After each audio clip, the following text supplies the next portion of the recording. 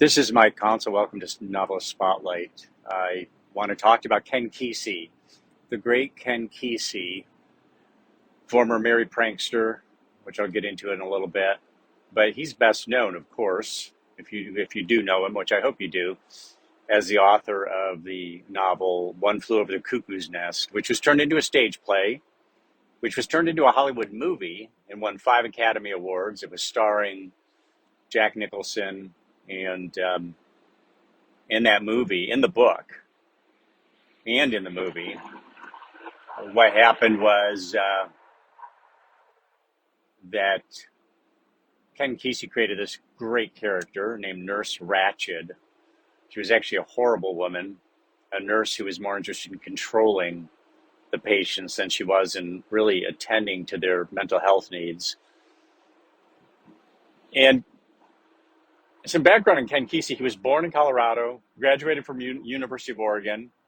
He died several years ago in the Willamette Valley of Oregon. He was only 66 years old. That's pretty young by today's standards. But he lived a very full life. Not only did he write One Flew Over the Cuckoo's Nest, which was his first novel, but then his second novel, called Sometimes a Great Notion, is considered by a lot of critics as his best novel, better than One Flew Over the Cuckoo's Nest. In fact, Ken Kesey himself said that Sometimes a Great Notion was his magnum opus. Now, there's a couple points I want to make about Ken Kesey relevant to writing, one of which has to do with what is fiction really? Let's go back in time to when Ken Kesey was actually taking part in a federal government experiment with LSD, and it was mescaline or psilocybin, I forget which, but LSD was one. The U.S. government was trying to understand, and this is back in the 1950s, they were trying to understand the effect psychedelics were having on the human brain.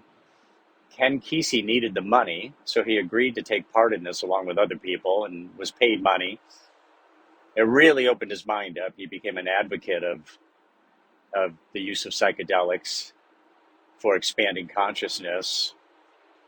And he would go to a mental health facility that he worked at in Menlo Park, California, working with mental health patients, of course, while he was tripping.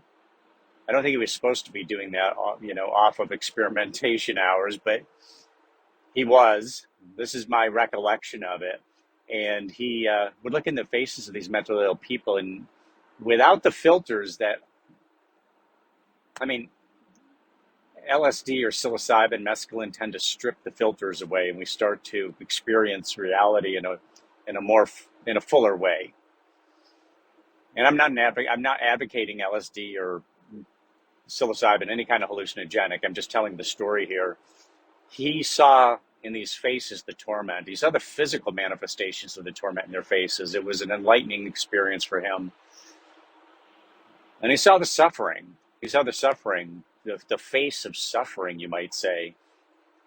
He ended up, based on that experience, writing One Flew Over the Cuckoo's Nest. A fictional account, however, it's based on his experiences, and that's the first point I wanted to make, that so often there are people who say, well, I only read nonfiction because, fiction is made up. Yeah, it is and it isn't. There's just so much fiction out there that is based on, a fiction writer isn't making these things out of just thin air. There's an awful lot of personal experience. There's a lot of witnessing that has gone on. A second example I'll just throw out there is about the Sackler family at Purdue Pharma and the whole opioid crisis, the horrible things that they did in trying to take this Johnny Appleseed approach to painkillers, saying OxyContin wasn't addictive, and what ended up happening, more than 58,000 people dead. I'm sure it was a lot more than that, but that puts it at more than the Vietnam War died over the course of, I don't know how many years it was, fewer years than the Vietnam War died from these opioids. Well, a Wall Street Journal reporter writes, I think it's called Empire of Pain, nonfiction book about the Sackler family. It's all facts. It's all just factual. Boom, boom, boom. But then on Hulu, if you have Hulu and you're watching Dope Sick, it is what people would call a fictional account of what happened with the opioid crisis in the Sackler family, based on real events. It says based on real events for mature audiences only. Well, here's the thing. That's the same thing with One Flew Over the Cuckoo's Nest. That's the same thing with so many novels that are written, so much fiction that's out there, so many movies that are out there that are supposedly pieces of fiction, but they're actually made to point to some kind of malady in society or some kind of injustice in society. There's nothing really fictional about that other than they've assigned characters to play roles that they know have been played by real people out there in the real world. This is what happened with One Flew Over the Cuckoo's Nest. Okay, based on his experiences, he writes One Flew Over the Cuckoo's Nest. Huge hit and great movie. If you haven't seen it, it's one of the movies that was named by Time Magazine as one of the greatest or most influential movies over the course of something like a 50-year span. I forget exactly what it was, but the point being that it was a landmark movie and so influential that now there is a show on HBO Max or Prime, one of the premium channels, one of the premium TV channels, called Nurse Ratched. She's from the story. She's from the novel, from the movie. And it's all about her and her wickedness. The other thing to know about Ken Kesey, I mentioned earlier he was a Merry Prankster. The Merry Pranksters, if you're not familiar, they were a group of semi-famous people, Timothy Leary among them, I believe. I don't have all my notes in front of me. I'm actually driving in a car right now on my way to Sacramento Airport. So I don't have this all in front of me, so I apologize for that. All of this stuff can be looked up. But the point is that he was a Merry Prankster on a bus with a bunch of other guys. I believe Timothy Leary was one of them.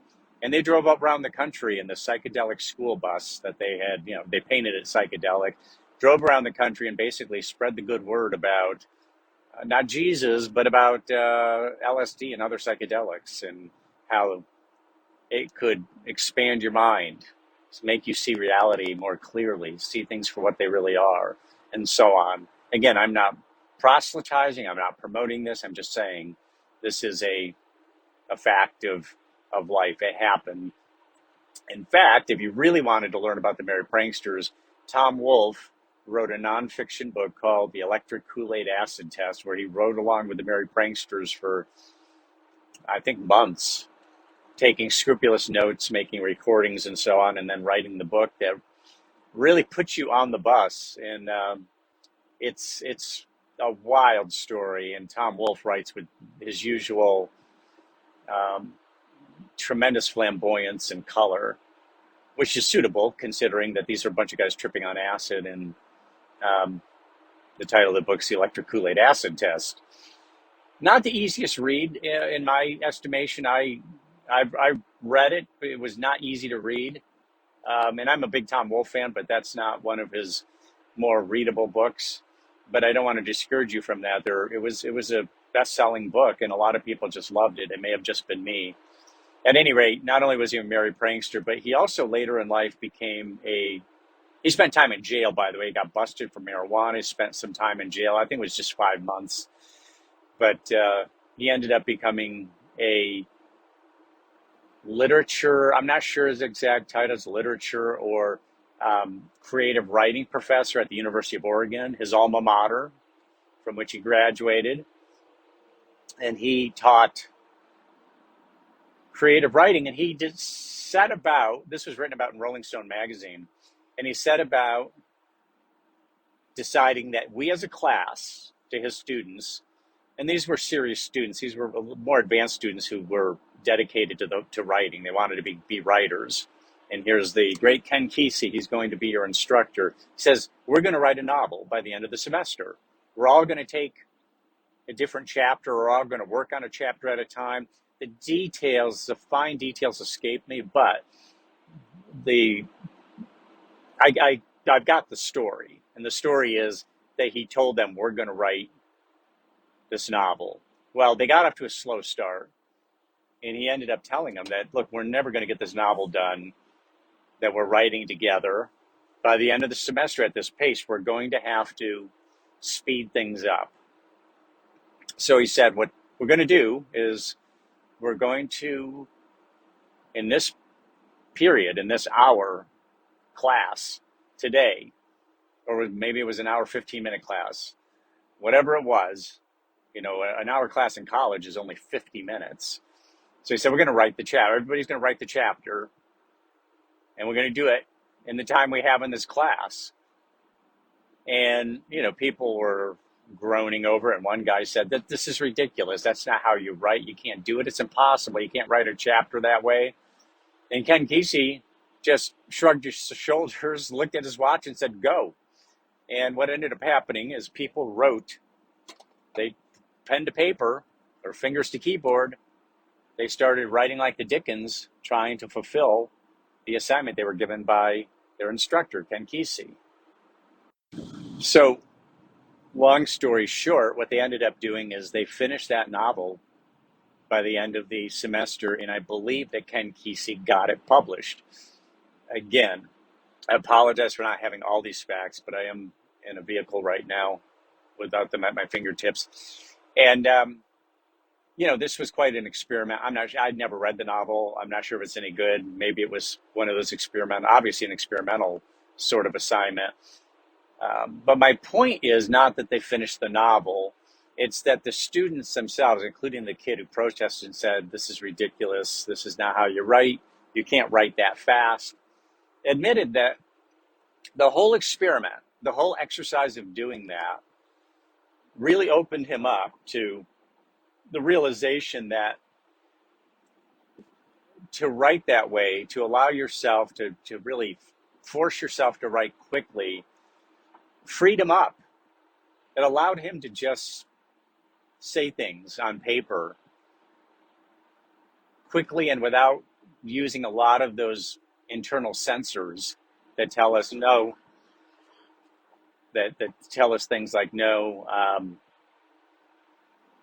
this sentence isn't good, I need to stop and rewrite it. You just plow ahead. It's kind of stream of consciousness, but it's what I call channeled stream of consciousness. But the fact that they had to write quickly really gave them a kind of freedom they didn't know previously when they were just bleeding those words onto paper, drip, drip, drip. And that's what can make writing so frustrating when we take that dribs and drabs approach to, drips and drabs, I guess is a proper phrase, to writing. So channel stream of consciousness, and what I mean by channel stream of consciousness is, if you say stream of consciousness and people think, well, you write about whatever comes to your mind, and yeah, that's true. And it's going to be all this fragmented stuff. You're going to be maybe writing about, I need to do the laundry today, and then you're writing about my trip tomorrow from Sacramento Airport, and so on and so forth. Channeled stream of consciousness is where you don't stop writing, but you are writing on a specific subject. You know that you're writing a chapter, let's say. You know what you want that chapter to say, and you don't stop writing, but you keep all the writing riveted to that subject matter. I've done it, and it works. And you will still drift at times. You'll get a little bit far afield, but then you just bring yourself back to the channel. And by a channel, I mean, a channel is think of it as a channel of water. It has banks. You stay within those banks, and it moves along. And the narrower the focus, the narrower the river, the faster the water will flow. If you're talking about the same volume of water and then you narrow it, then it will flow faster. That's kind of metaphorical, but take that lesson from Ken Kesey's class when he had people writing at full gallop. And they learned something about it. They learned that it's not the way you're going to want to write all the time, but it's another tool in the toolbox. That's what's important, is to make sure that we have a lot of different tools that we can use so that we can achieve what we're trying to achieve. We're not always going to write that way. We're not always going to use channeled stream of consciousness. We're not always going to write fast, but another tool. So remember, I'm really speaking more to the readers and the writers. And the writers know this about my first point, which was that so much of fiction is actually nonfiction, just cast as fiction. And obviously, yes, characters are constructed, scenes are constructed, and so on. But the integrity of the information is there. It's nonfiction for all intents and purposes. And that's by no means all novelists or most novelists necessarily. When you're reading a genre writer, say somebody like, I'm just trying to think of her name, is Jana Ivanovic, who writes detective novels. I don't think she's writing nonfiction, although there's not lots of nonfictional stuff in there. I'm sure she researches, how police do their work, how investigators do their work, how forensics are done, and so on. But I don't think of her work that way, of course, or most genre writers, or maybe any genre writers for that matter. But hopefully the point is taken. And then secondly, writing with speed, with velocity, can help us produce a lot of copy and also produce the kind of copy at times that otherwise would not come out of us. So we produce a lot of junk that we need to throw away, but we also produce, you sift through that and you find those gems that you're going to hold on to. So let's say you write 2,000 or 3,000 words. If you come away with 50 great words or 100 great words, that's a beautiful thing right there. And that's a nice chunk of copy. And it's done in a short amount of time. So there you have it. If you don't know Ken Kesey, check him out. He's a figure. He's a counterculture figure. That's a word I have not used yet, but that's the thing about Ken Kesey. He is a counterculture figure. His writing is considered, or his history as a writer and as an actor. I don't mean as an actor on stage. I mean as an actor in life, being one of the Merry Pranksters, and much of the stuff that he said and did in life was counterculture in nature. And he's a big figure from the time period. You might want to learn about the Merry Pranksters too, because he was one of them. And that was one interesting trip, both literally and figuratively, that they made, with Tom Wolfe documenting it in his book, The Electric Kool-Aid Acid Test. So that's it for this episode. Got some great people coming up. So please do subscribe, share the link with people who might be interested. And as always, thank you for listening, and best of luck with your writing and your reading.